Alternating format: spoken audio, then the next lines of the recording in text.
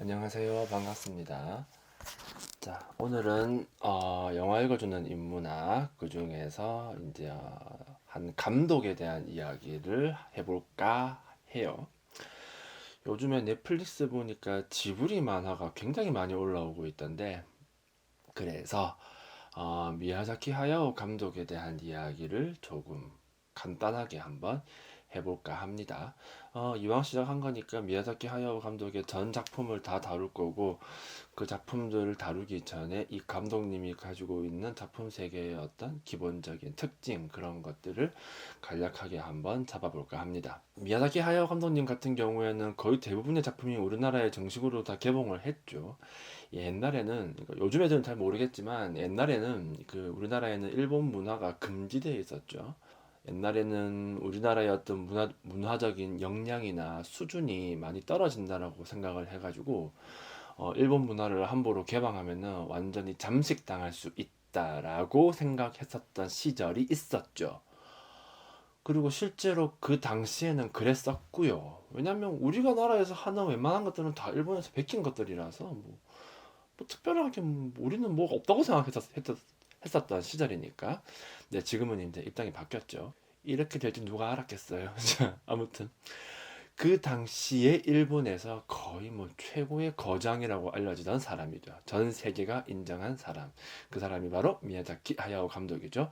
지브리 스튜디오에 이제 속해 있는 사람인데, 사실상 모든 지브리의 작품이 하야오의 것은 아니고요. 그 지브리에도 다양한 감독들이 있거든요. 어느 날 픽사 같은 느낌으로 이해하시면 될 거예요. 자, 그런데 그 안에서 지분이 제일 많은 사람이 하야오라고 보시면 되겠죠.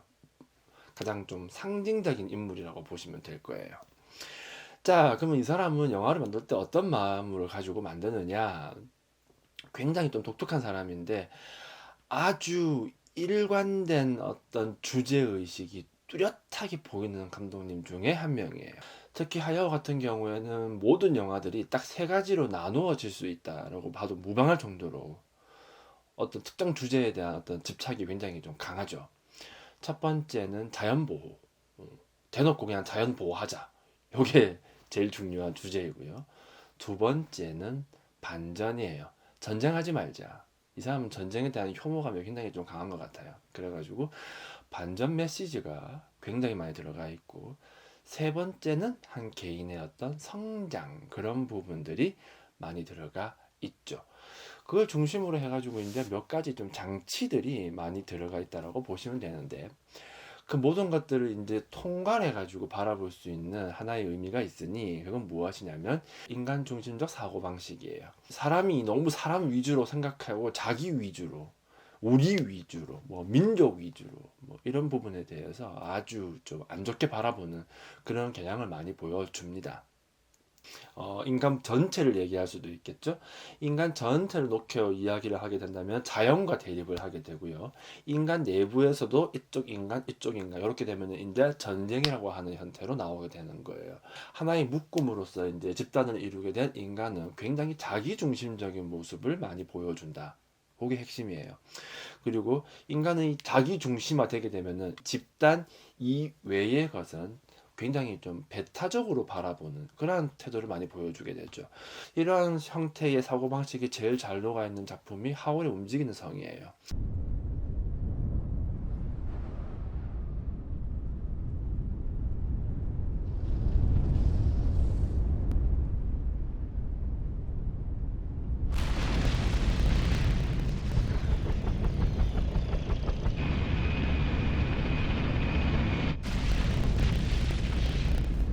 거기 보면 두 개의 나라가 나오거든요. 그 사이에 낀 애가 하울이라는 거죠. 전쟁하고 있는 거 보면 굉장히 웃기죠. 뭐 왜 하는지도 모르겠고, 근데 그 사이에 껴있는 하울은 그 사이에서 이제 고통받고 있는 거예요. 자, 이러한 형태의 인간 중심적인 사고방식을 얘기하는 것이고, 이렇게 자기가 중심이 되게 되면은 나 이외 또는 우리 집단 이외의 것들은 철저하게 좀 수단적으로 바라보게 되는 그러한 태도를 많이 보여주게 되죠. 이러한 태도를 보고 이제 철학에서는 뭐라고 얘기를 하냐면은 도구적 이성이라고 하는 표현을 쓰게 됩니다. 자, 도구적 이성이라는 말이에요. 뭔 말이냐면은 서양에서 이제 일어난 일인 건데, 계몽주의라고 하는 건 뭔지 알 겁니다. 그러니까 이제 좀 신에게서 벗어나서 이성을 중심으로 해서 좀 합리적으로 생각했으면 좋겠다라고 하는 것이고, 이러한 합리성을 갖다가 사람들한테 좀, 그러니까 이성 중심의 합리성을 사람들한테 좀 멀리 널리 알리려고 했었던 그러한 시도를 갖다가 계몽이라고 하는 거죠. 쉽게 말해서 그냥 가르치는 거예요. 자, 그런데 이 계몽을 해 나가는 과정 속에서 이 이성이 점점 좀 도구적인 형태를 띠게 되었다라고 보는 거예요. 그래서 지나칠 정도로 목적지향적으로 바라보게 되고, 효율성만 추구하게 되고, 어떤 목적만 이룰 수 있다라고 한다면은 수단과 방법을 가리지 않겠다. 이러한 식의 사고방식 같은 거. 그렇게 되면은 이성은 내가 이루고자 하는 목적을 이루기 위한 그 외의 모든 것들을 철저하게 도구화시켜 버리게 돼요. 일종의 수단화해서 바라보게 되는 거죠. 그 안에서는 어떤 뭐 가치 같은 게 나오지 않아요. 뭐 자연의 가치, 뭐 인간의 가치, 그런 거는 별로 중요하지 않고, 목적을 이루기에 가장 적합하기만 하면 충분하다라고 생각을 하는 거죠. 무슨 말인지 알겠죠? 그걸 보고 도구적 이성론이라고 하게 되고, 이러한 철학적 맥락이 나오게 된 곳은 독일입니다. 독일의 그 호르크하이머라는 철학자와 아도르노라고 하는 철학자가 이 이론을 발전시키게 되죠. 자기들이 2차 세계대전 당시에 했었던 행동에 대한 어떤 반성적 의미예요. 그러니까 우리는 어쩌다가 이 꼴이 났을까? 어떻게 이렇게 잔인한 행동을 하게 되었을까? 그걸 분석하다 보니까, 이성이 너무 지나치게 목적지향적이고 모든 것을 다 수단화시켜 버렸구나. 수단화시키게 되버리면은 모든 것이 다 합리적으로 보인다라고 하는 거죠. 예를 들면은 노예제도 같은 걸 예를 들어 봅시다. 지금은 그런 걸 하면 안 된다고 하는 건 누구나 다 알고 있잖아요. 그죠? 하지만 이 노예라고 하는 것도 어떤 목적을 이루기 위해서 가장 적합한 수단이라고 하는 것이 입증만 된다고 한다면 아주 합리적인 제도가 될 수도 있다라고 하는 거예요.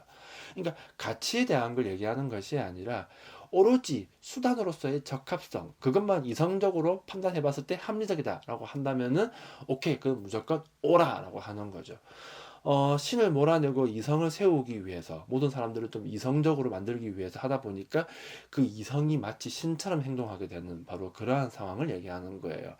그러다 보니까 이성이 너무 합리적으로만 움직이다 보니 무조건 합리적으로, 효율적으로 이게 맞는 거야 라고 해버리게 되니, 눈에 보이지 않는 가치, 뭐 약간의 좀 비효율성, 그런 것들도 좀 중요할 수도 있거든요. 근데 그러한 부분들을 철저하게 외면해버리지 않았는가, 그게 도구적 이성론이고요. 미야자키 하야오 감독에서는 그러한 측면이 굉장히 많이 보입니다. 많이 느껴지죠. 그렇잖아요.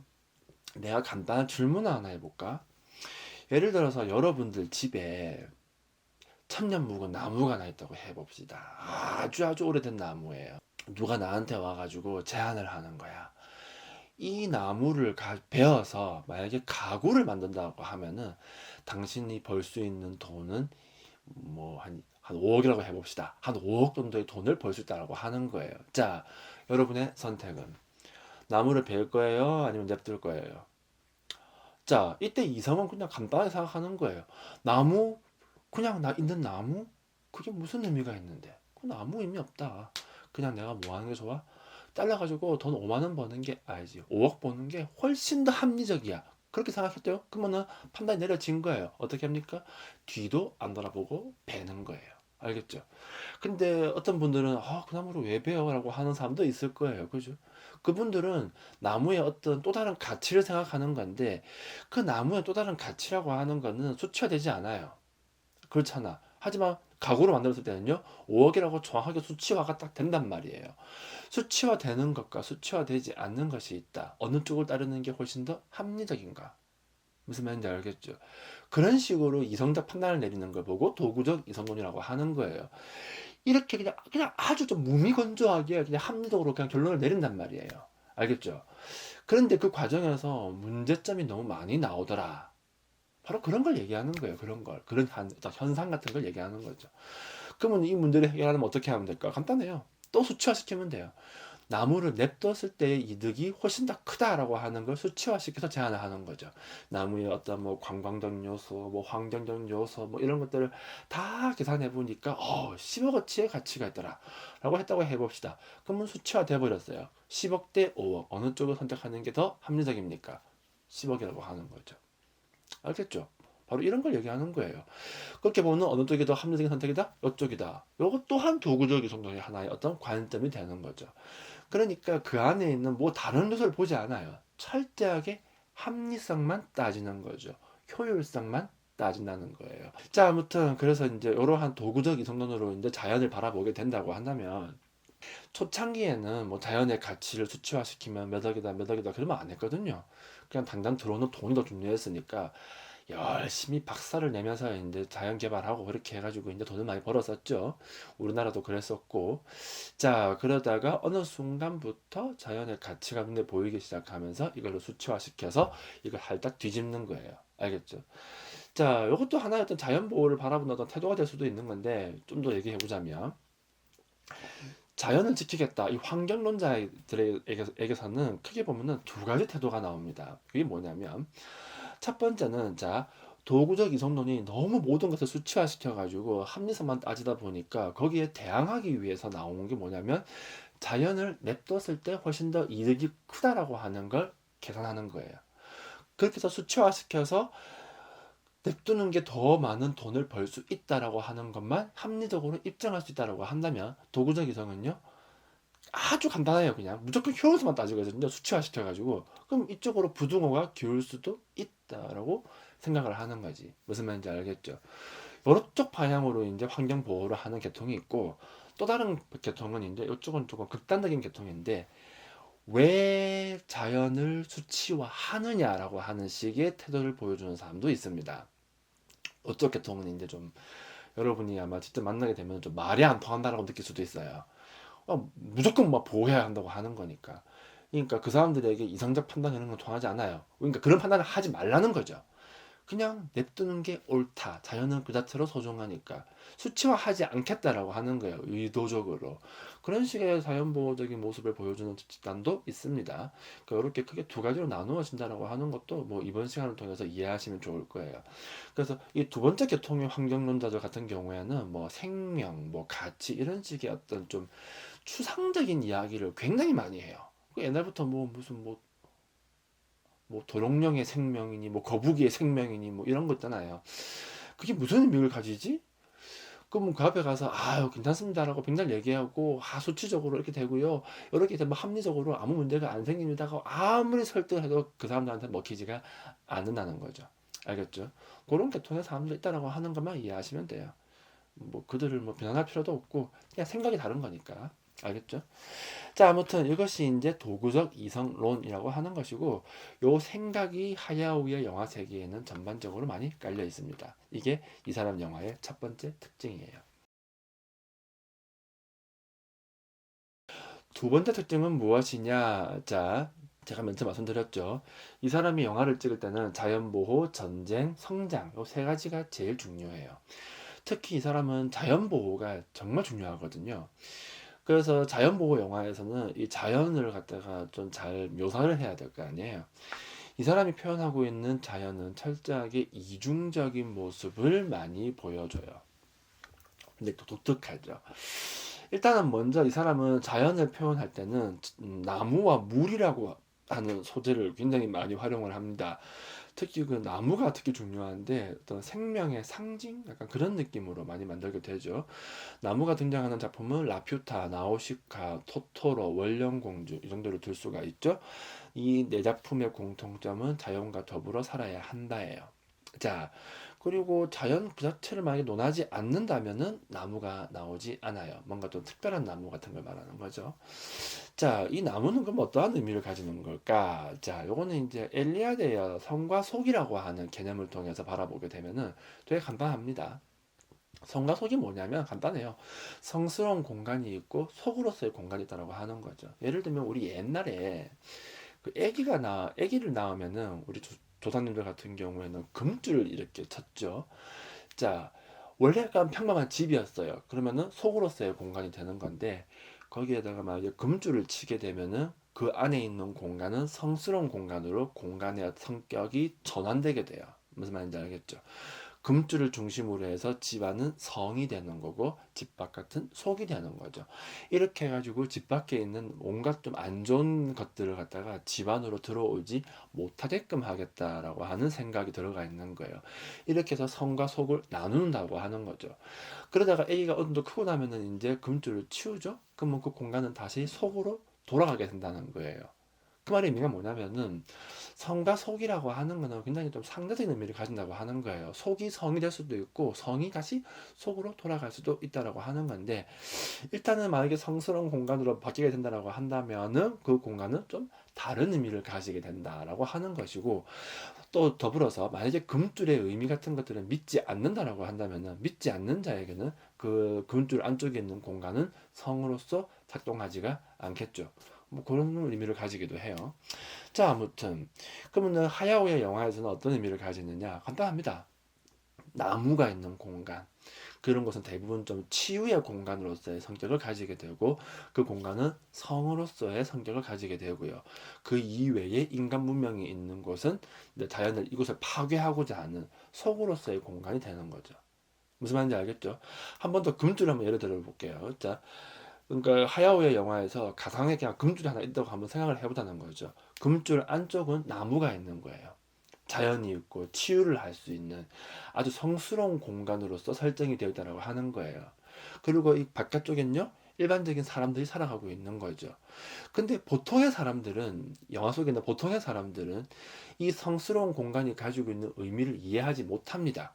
왜냐면 이 사람들은 이것을 성으로 바라보지 않아요. 이 금줄을 믿지 않기 때문에 그렇게 생각할 필요가 없다는 거지. 그러니까 어떻게 하고 싶겠어요? 밀어버리고 싶은 거지. 없애버리고 싶고. 하지만 그 인간들 중에서 몇몇 사람들은 이 성스러운 공간이 가지고 있는 그 의미를 제대로 파악하고 있는 사람들이 있죠. 대부분 다 주인공이 되겠죠. 이렇게 해서 이제 공간을 나누게 되는 거예요. 알겠죠? 자, 다음 또 더불어서 하나 더 볼 수 있는 게 뭐냐면은 동물들이 굉장히 많이 나오죠. 나우시카에서는 오무라는 동물이 나오고, 원령공주에서는 시시가미와 늑대 그리고 멧돼지가 나오게 되고, 토토로에서는 그냥 토토로 그 자체가 그냥 좀 성스러운 동물인데, 이러한 동물들도 대부분 다 이 공간을 좀 지키고자 하는 그러한 형태를 많이 보여주게 되고, 이 동물들이 인간과 대립하는 양상을 보여주는 경우가 많다는 거예요. 알겠죠? 자, 근데 재밌는 게 뭐냐면은 토토로를 제외하고, 토토로 같은 경우는 자연보호 영화는 아니니까요. 자연을 보호하고자 하는 주인 이제 내용을 가지고 있는 영화에서는 이 동물들이 인간과 약간 또 대립하는 양상을 많이 보여주게 됩니다. 그래서 약간 좀 파괴적인 속성이라고 해야 될까? 그걸 많이 보여주게 되죠. 그래서 하야오 같은 경우에는 자연에다가 좀 이중적인 상징성을 부여하게 돼요. 한편으로는 치유로서의 성격을 보여준과 동시에 다른 한편으로는 파괴자로서의 모습을 보여주게 되죠.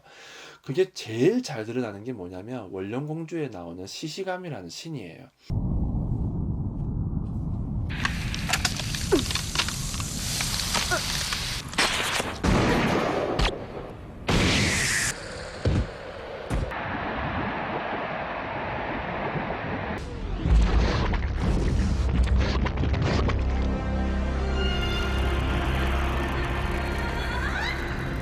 이 사람은 이제 이 사람이 아니지 신이지. 이 사슴인데, 이 사슴은 이제 평소에는 정말 이제 자연에 있는 수많은 신들 중에서 최고 신인데, 평소에는 정말 엄청난 치유력을 보여주게 돼요. 그냥 슥 스치면은 막 모든 병이 다 낫고, 발을 한 발 한 발 디딜 때마다 발이 딱 땅에 디디면요, 그 주변으로 막 싹이 막 다 생겨 나오고 막 그런 동물이죠.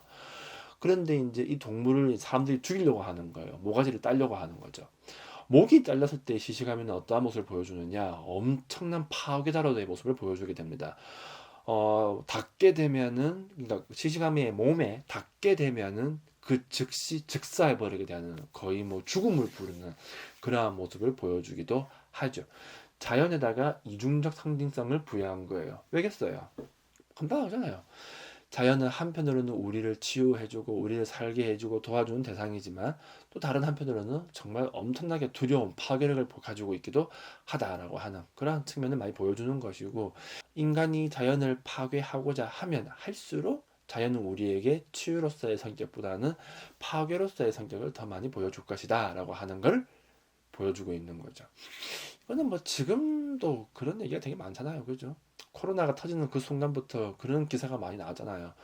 인간이 활동을 멈추자 자연이 회복하기 시작한다. 뭐 그런 식의 기사 같은 것들. 그리고 또 코로나라고 하는 그 바이러스 자체도 따지고 보면은 뭐 자연의 일부분인 것이고 그것이 가지고 있는 어떤 파괴적인 속성 같은 것들을 뭐 우리는 잘 이해할 수 있는 거죠. 알겠죠? 이렇게 해서 이제 하야오 영화의 두 번째 특징은 무엇이냐? 자연은 이중성을 가지고 있다. 요거 하나고요.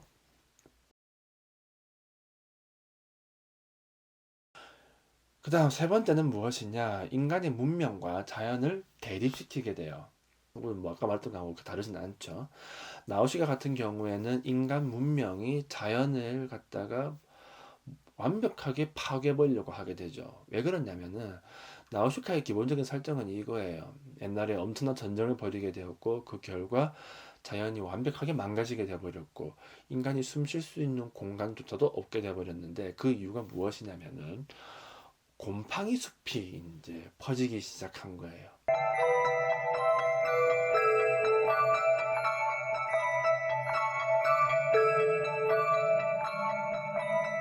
아름다워. 마스크를 쓰지 않으면 5분 만에 폐가 썩어버릴 죽음의 숲인데.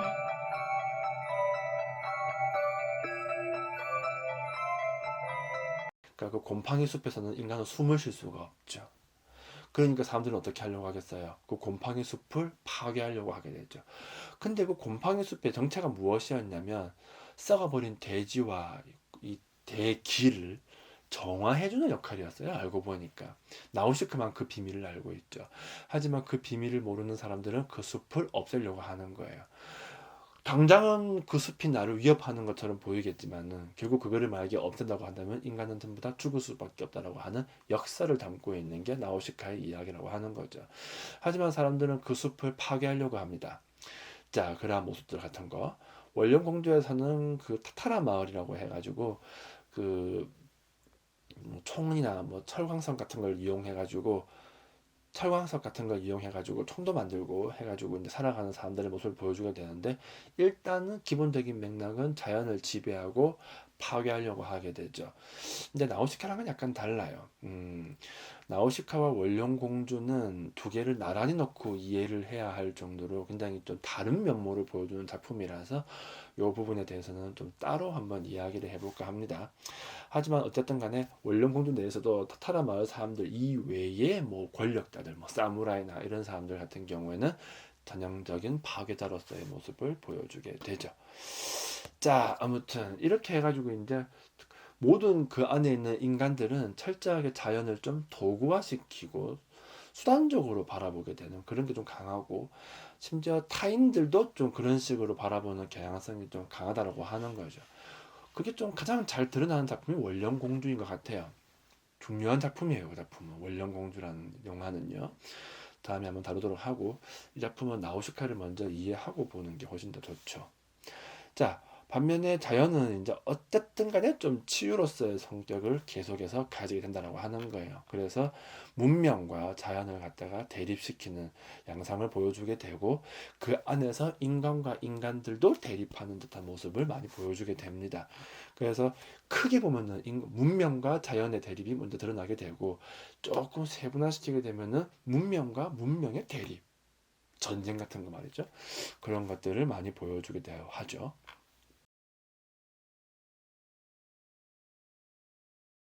하여우 영화가 가지고 있는 네 번째 특징은 무엇이냐면 여성이에요. 여성이 가지고 있는 어떤 치유적 속성이라고 해야 되나? 그런 것들이 굉장히 많이 부각되어 있죠. 이 사람의 영화에는요, 반드시 무조건 좀 나이 어린 여자애들이 등장을 해요. 대부분 다 좀 때묻지 않고 좀 순수한 그러한 모습을 많이 보여주게 되죠. 단 하나의 예외도 없습니다. 반드시 여자애가 나와요. 무조건 나와요. 그리고 그 여자애가 치유하고자 하는 대상이 무엇이냐면은 어떤 문명 그 자체를 치유하고자 할 수도 있고요. 아니면 주변에 있는 어떤 남성성으로 상징되는 무언가를 치유하고자 하는 모습을 많이 보여주기도 해요. 그래서 하여 같은 경우는 간단히 생각하시면 돼요. 좀 남성성이라고 하는 거를 좀 파괴적으로 바라보게 되고 여성성이라고 하는 거를 약간 좀 치유적으로 바라보게 되죠. 이렇게 두 가지로 나누어서 이해를 하게 됩니다. 요 이야기를 하려니까 또 조금 찝찝하네. 이분은 옛날부터 그렇게 영화를 만든 분이기 때문에 또 이제 와서 뭐 남성성이 뭐가 그렇게 파괴적이냐 그런 얘기를 할 필요가 없고, 여자가 뭐 이렇게 치우리냐 말할 필요도 없어요. 이 사람이 영화를 만들 때 그러한 상징성을 부여했기 때문에 그렇게 이야기를 하는 거예요. 자, 다시 돌아가서, 자, 아무튼 하여 영화에서는 남성성을 좀 파괴적으로 바라보는 측면이 분명히 있어요. 그리고 어린 여자애를 데리고 와가지고 약간 좀 치유를 하고자 하는 그런 측면을 살짝 보여주기도 하죠. 이렇게 대립을 시키는 거예요.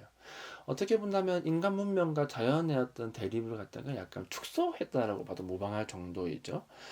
원령공주 같은 경우에는 타타라 마을과 그 천장 이런 것들이 이제 인간 문명을 상징하게 되고, 나우시카에서는 두 제국, 붉은 돼지에서는 돼지 그 자체가 이제 어떤 남성성의 어떤 상징성을 가지게 되죠.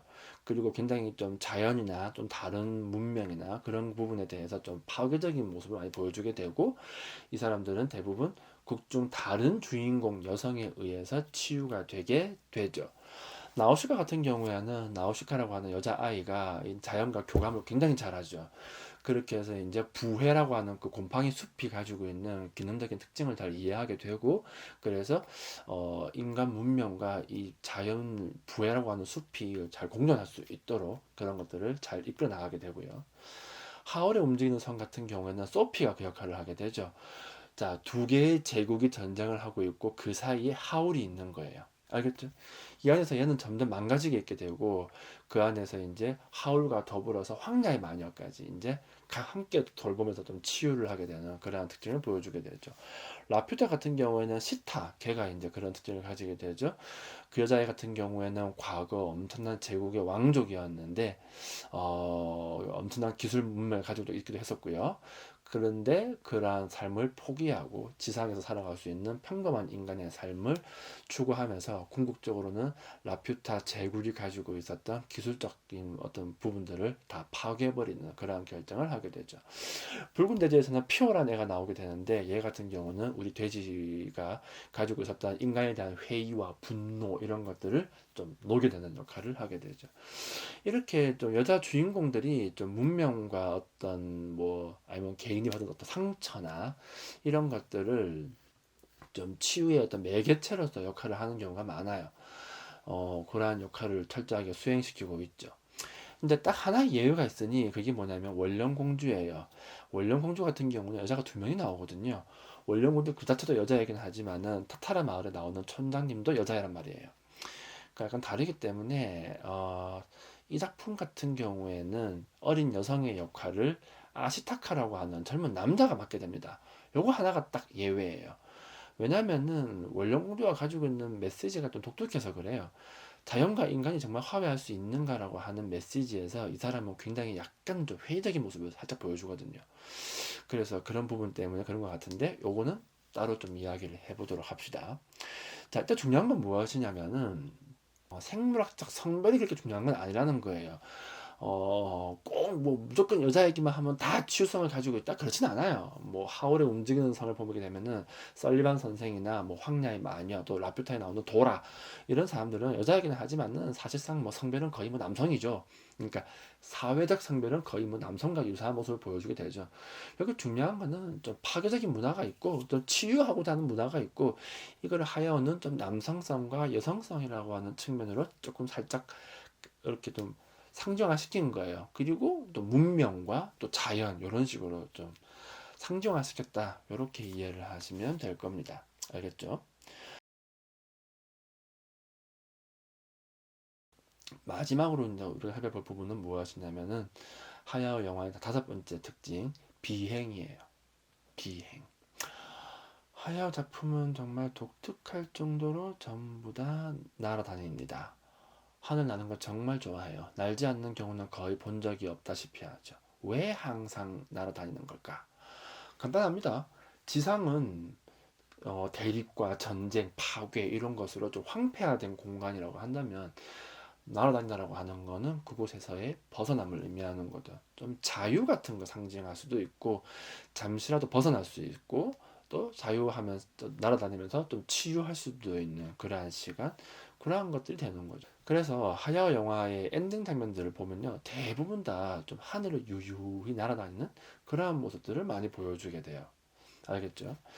자, 이러한 특징으로 만약에 바람이 분다라고 하는 작품을 바라보게 된다라고 한다면 그 작품이 어떤 맥락에 서 있는지를 알 수 있게 되죠.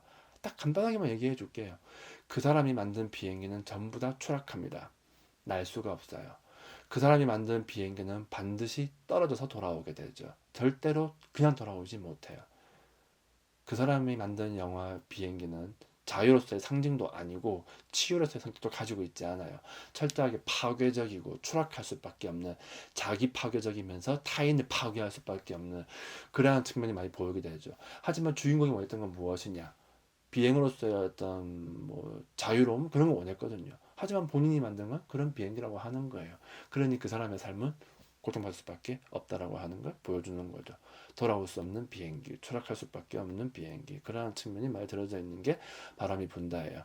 그래서 이 비행의 상징성을 바라보게 된다고 한다면 바람이 분다는 그렇게 결코 긍정적으로 바라볼 수 있는 작품은, 그러니까 우익적인 성향을 가지고 있는 작품으로 보기는 좀 어렵죠.